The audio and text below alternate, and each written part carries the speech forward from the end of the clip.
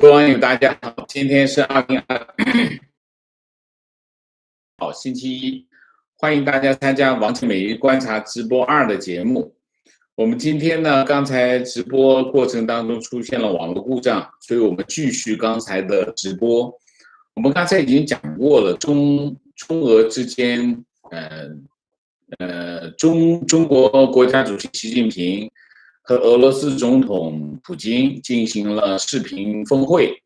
他们宣布这个中俄睦邻友好条约这个延期5年，这个主题我们在上个视频中讲了，因为网络的问题我们就终止了，我们重新来一个，把剩下的2个主题讲完。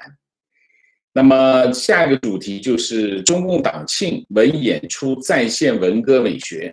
那么中共党庆的文艺演出这个叫李克强、栗战书、汪洋、王沪宁、赵乐际、韩正、王岐山这就是这个网络还是不好，还是有问题这个网络还是有问题。我们可以吗？可以吗？现在可以吗？还是不行？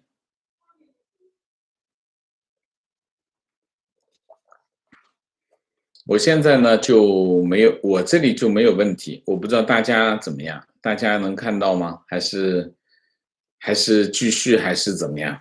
大家能看到吗？画面不大好，图像不清晰可以了吗？我现在这个网络还可以。OK， 那我们继续那么党和国家领导人就是7常委加1个副主席，就是这个王岐山，就是8个人。那么再加谁呢？再加现场观众，现场观众是2万人。那么伟大的征程就是这次文艺演出的这个题目。那么这个文艺演出我看了一下他们的这个演出的特点我觉得特点就是2个，第一个就是文革美学，另外一个文革美学是什么情况？就是基本上是用文革时代的叙述方式叫宏大叙事。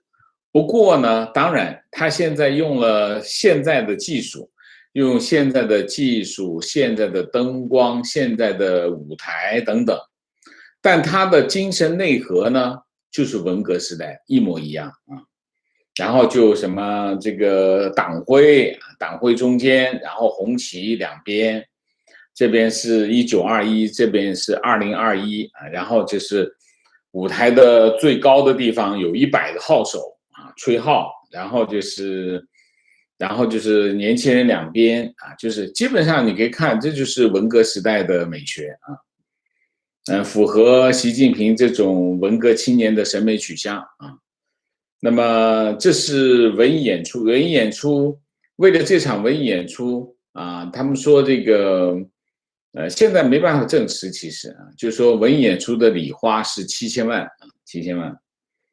那么马上现在今天是28号那么就中国的时间已经进入了29号了，已经还剩下1天就7月1号。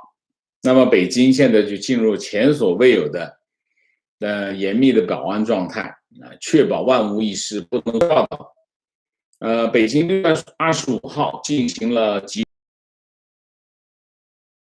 也是有文艺演出的，挂无数个党旗、国旗和各种宣传标语口号之外，然后是武警、各种监视、各种路障、各种路查牵着警犬，在主要的路口和大街巡逻那么天安门广场附近已经全部封闭大量的警车在戒备居民小区和社区红袖标这个时候出来了那么这个红袖标观察这个进出的人监视然后交通管制、封路、限行，严格限制外地车辆进北京。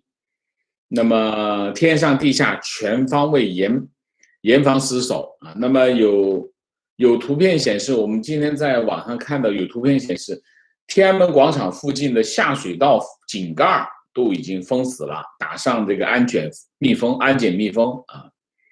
那么还有重点地段的这个政府部队的家属大院发通知啊，所有的人6月30号午夜到7月1号的午夜24小时最后的这个时段，临街的窗户关闭，拉上窗帘，不能探头观望，不能拍照录像，个人家庭不能会客啊，电动车不能充电啊，还有一些小区要求这个7月1号的上午不能做早餐啊，不能开火，发早餐券出去吃啊。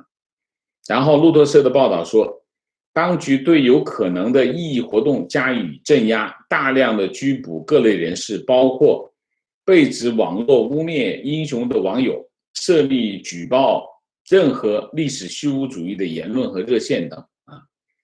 北京和其他地区的一些意见维权和上访人士遭到上岗监控，被带走旅行或者拦截控制等等啊。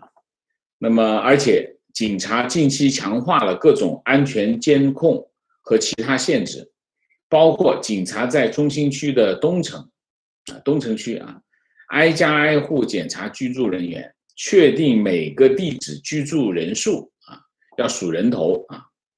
然后今天我们还在推特上看到有视频，外交部的大门口啊，外交部大门口有人点燃物品，有自焚的，似乎是在自焚，然后高喊：“你们不是领导我们吗？你们不是社会主义好吗？”然后就被现场被保安喷这个灭火器啊。6月27号，北京市国家安全局制定了公民举报间谍行为线索奖励办法，正式实施。奖励办法根据奖励办法，公民举报谍报行为对侦破间谍案件起到重要作用，最多个奖励50万啊。诬告他人也会受到法律惩罚啊。这是北京啊，这种气氛啊。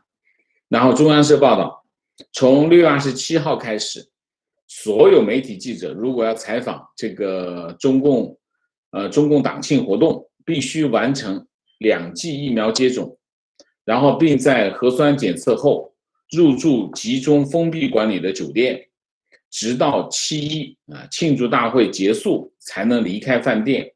采访由官方统一安排集中乘车。报道还说，这次采访的中国大陆的记者大概是2000人，境外的媒体500人。不过，不是所有的报名媒体都能取得采访权。截止27号，台湾媒体都没有获得采访活动的记者证，但在6月15号之前接种疫苗的记者就可以6月15号之前是可以采访相关活动，但是之后就不行啊。港媒就是只有持大陆身份证的记者能够发这个活动记者证，港籍记者只能进新闻中心官网，只能上官网看，不然去北京啊。那到目前还不能够确认是不是能够参加7月1号的庆祝活动啊。那么你可以看，这是一个最不开放的一次党庆活动啊，这是一个啊，这是我们目前看到，我们还会持续的跟进中共党庆的各种活动啊。这种活动呢，你可以看到这里面有2点，第一个，保安是顶格啊，顶格我们就看到，不知道他顶格的目的是什么，因为其实党庆这个活动其实来去来回就2次，一个是天安门广场，还有一次就是鸟巢的文艺演出，昨天晚上已经结束了。那么其实为什么要搞这么，我不理解的其中一个原因是什么？就是说你可以在活动的范围之内进行大规模的高规格的保安是没问题。你把这个高规格的保安延伸到全国各地就很奇怪啊，这是个非常奇怪的事情啊。当然，这里面有它内在的逻辑啊，它内在逻辑可能是认为，在山东某一个地方发生的一起爆炸，跟他在北京举行的这个党庆活动是有关联，这就只有这种逻辑才能解释得通，你否则解释不通啊。然后我们第3个主题啊，印度征兵5万，中印边境再起风云啊。根据彭博社28号的报道，印度向这个中印边境征兵5万，那它被视为印度对中国军事策略上采取的一个进攻性的军事姿态啊。那么去年中印之间发生了几次这个叫拉达克北部的地区，在这个地区发生了几次边境冲突啊。那么这次呢，去年发生这个几次冲突的都集中在拉达克北部地区。那么这次征兵的数量最多就在这个地区，大概估计有2万士兵啊，包括曾经参与针对巴基斯坦的反恐行动的士兵啊，就是特种部队也部署到这个地方去。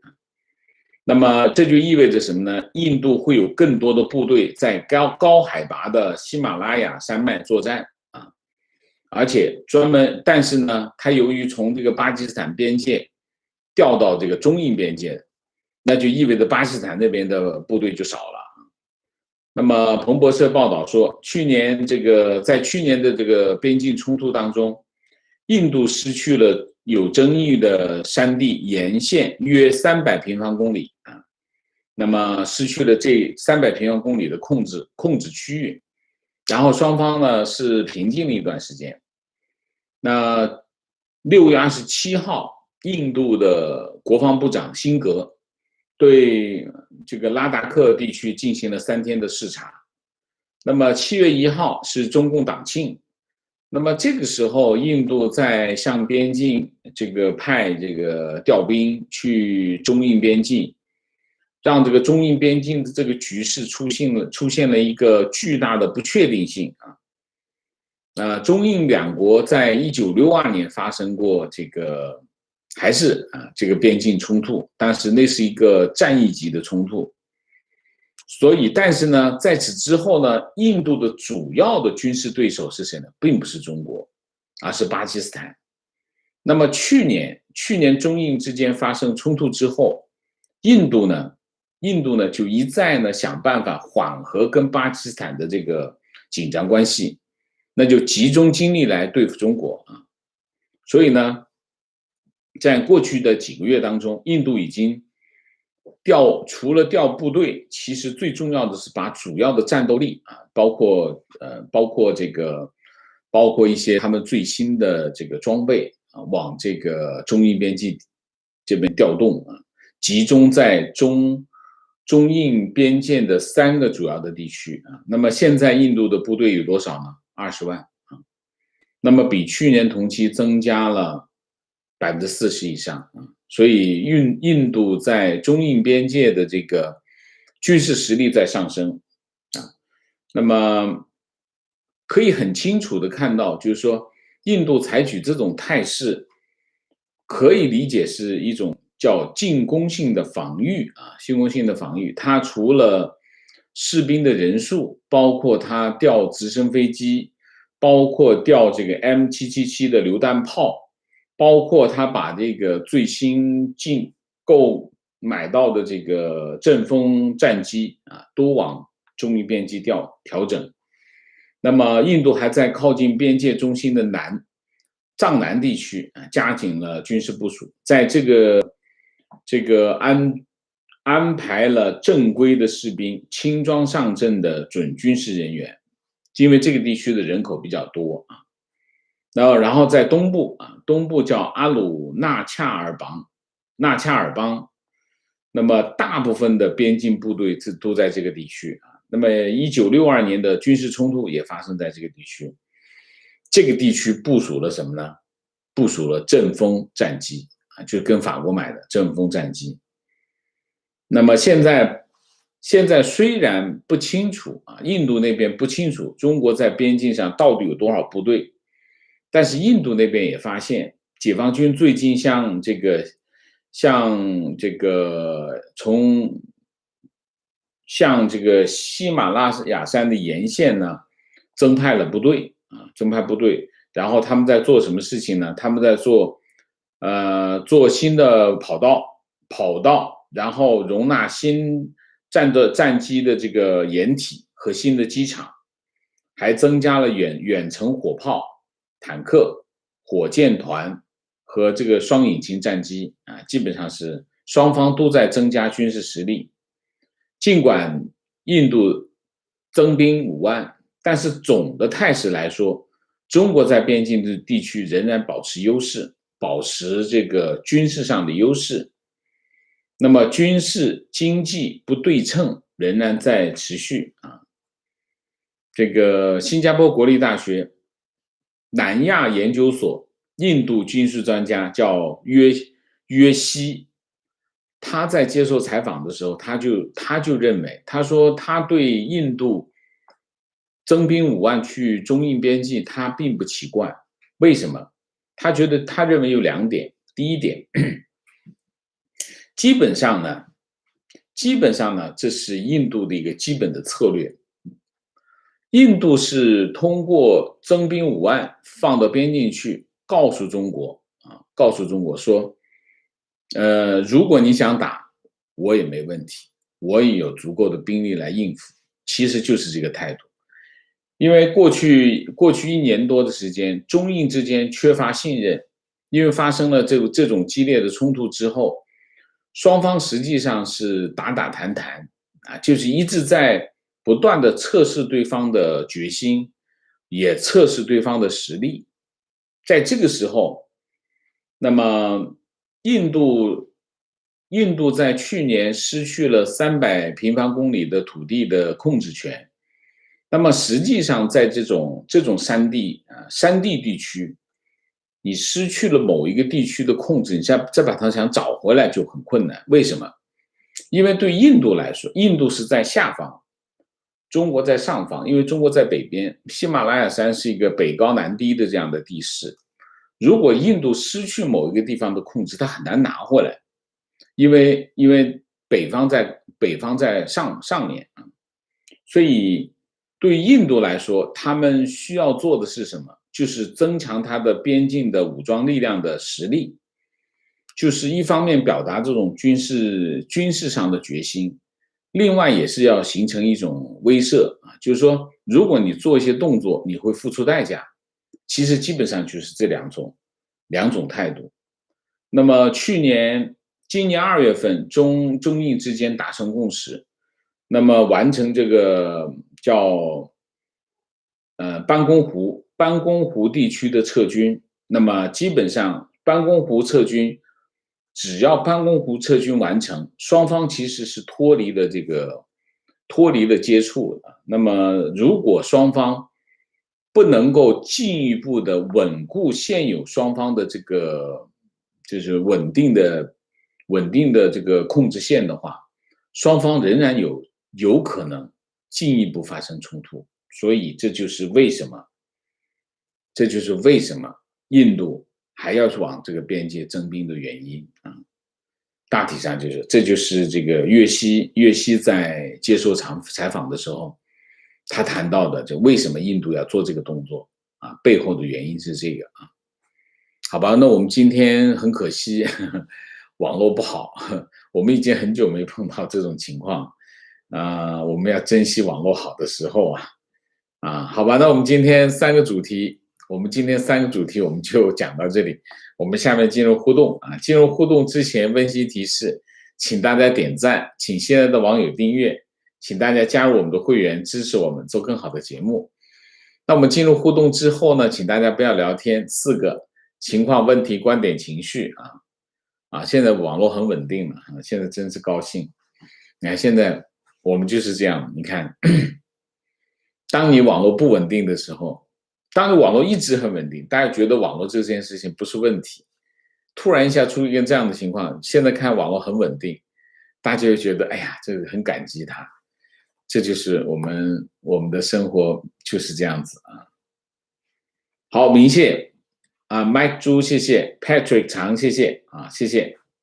情况，印度征兵的信息国内根本就不报啊，而且还说外媒报道是为了挑拨中印关系啊，这有什么好挑拨的？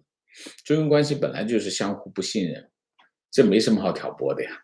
你如果你们两个关系好的话，印度怎么会跑着去参加四国集团呢？印度是一个不结盟国家的领袖啊，印度是推动不结盟运动的发起人、发起国，所以印度理论上它是不应该参加任何的区域性的这种排他性的组织，不结盟运动嘛，你不结盟运动怎么跑着去参加四国集团？他去参加四国集团最根本的原因就是他认为他受到了中国的威胁。如果中印关系很好的话，怎么会发生这样的事情啊？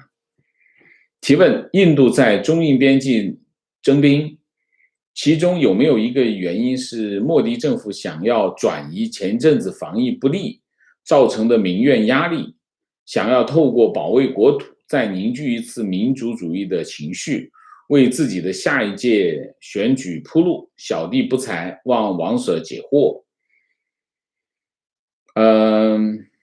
还是第一个，我不觉得他没有其他的选择。对于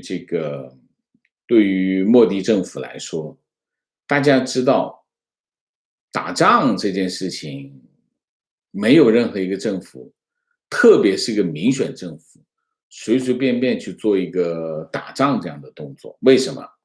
一个政府，当你去推动一个战争的一个这样的事态的时候，你就面临两个后果，一个就是你可能取得了政治上的优势，那么另外一个你就下台，这可能完全是有可能，它会让一个政府处于两个非常极端的状态，美国政府例外。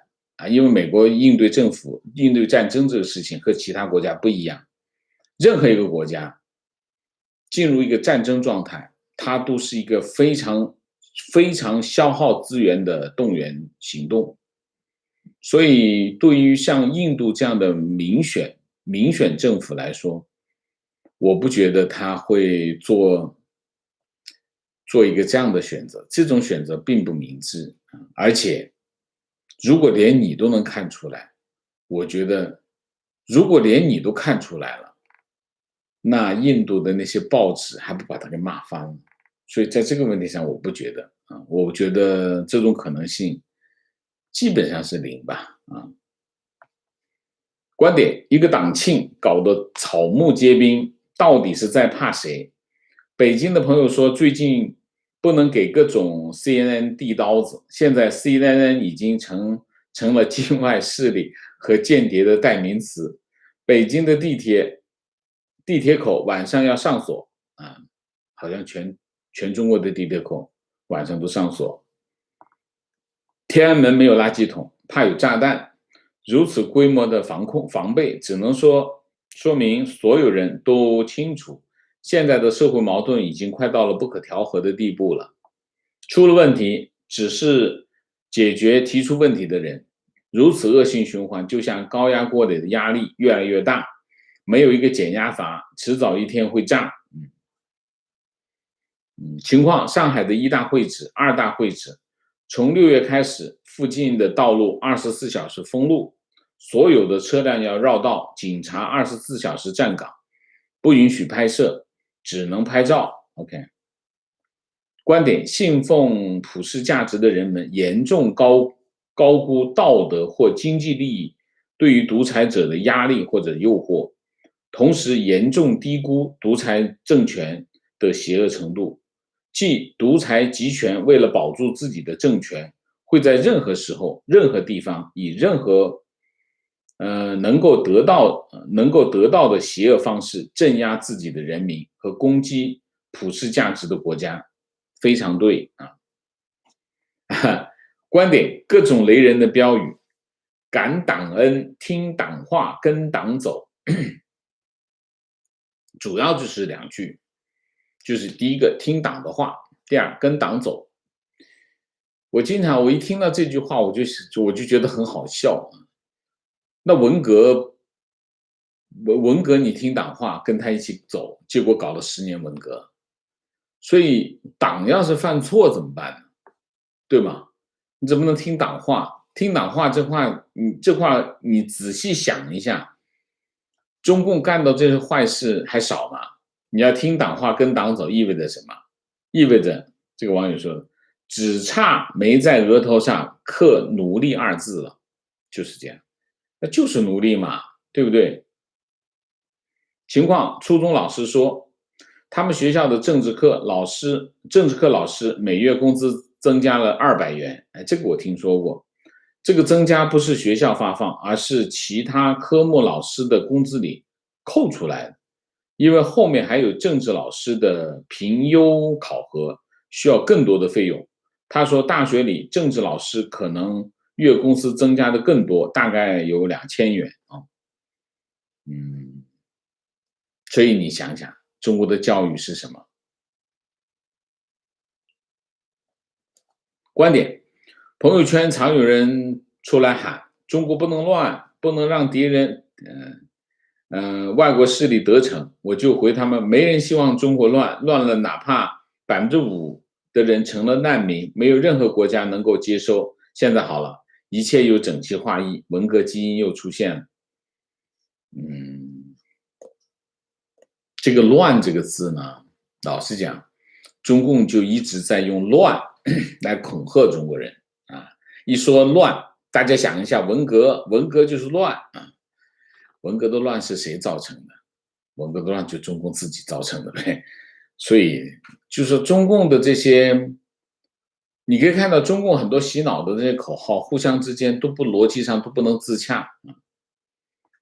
情况，湖北农村疫情以前，农村红喜事，比如结婚、生娃，都是在春节期间举行，理由是大部分亲戚都外出打工。现在有很大一部分红喜事也可以在端午或者是其他时期举行啊。观点：对待香港 ，CCP 是宁为玉碎的心态，宁肯砸烂香港的一切，也要保证自己管制。这是 CCP 骨子里抓紧权力的一个经典再现。至于香港人的福祉，根本不在第一优先级考虑。这和当年天安门广场屠杀时的 CCP 的心态是一样的，都是先镇压下去，先保住自己独裁控制权再说。因为 CCP 的基因就是要权力在手里，其他的慢慢再说。这个很对。一个再大的蛋糕，我不能够控制住这个蛋糕，我要给它砸了啊！就是这样的心态啊，就是这样的心态。观点：前面的节目有王舍对中共的剖析，我再总结几条：洗脑主干线：1. 个人服从集体，国家利益至上； 2. 大一统； 3. 屈辱的近代史； 4. 世界是丛林法则；5. 万恶的旧社会； 6. 5000年灿烂文明； 7. 中国不能乱，中国不能乱啊！被中共污名化的名词，西方、境外、政客、殖民。那么这几条主线、主干线，只有一条不破除，一定会再绕回到中国现在还需要共产党。还有一些，中国不能乱，中国不能乱是一个很重要的一个，恐吓方式。还有一个就是没有中共就没有中国的今天的成果啊，这个也是说的很多的，就是改革开放到现在的经济成就是中共的功劳啊，这个是有一定的欺骗性啊。我经常讲过，中国现在作为世界上第2大经济体，它取得了巨大的经济上的成就。这个巨大的经济上的成就就是2个原因。第一个原因是什么？10几亿中国人民的996，10几亿中国人民用了几代人的付出的996的努力，或者是代价啊，这是第一个方面。第2个方面，市场经济，就这2条。你说没有中共会不会有这个成就？会的，可能会比这个成就还大10倍。所以这个是现在改革开放的成就，这件事情是有欺骗性啊。好，那我们今天的主题就到这里，感谢大家的参与，我们下一个节目再见。再见之前，请大家点赞，请现在的网友订阅，请大家加入我们的会员，支持我们做更好的节目，做更好的自己。谢谢大家，谢谢啊。很抱歉，我们今天网络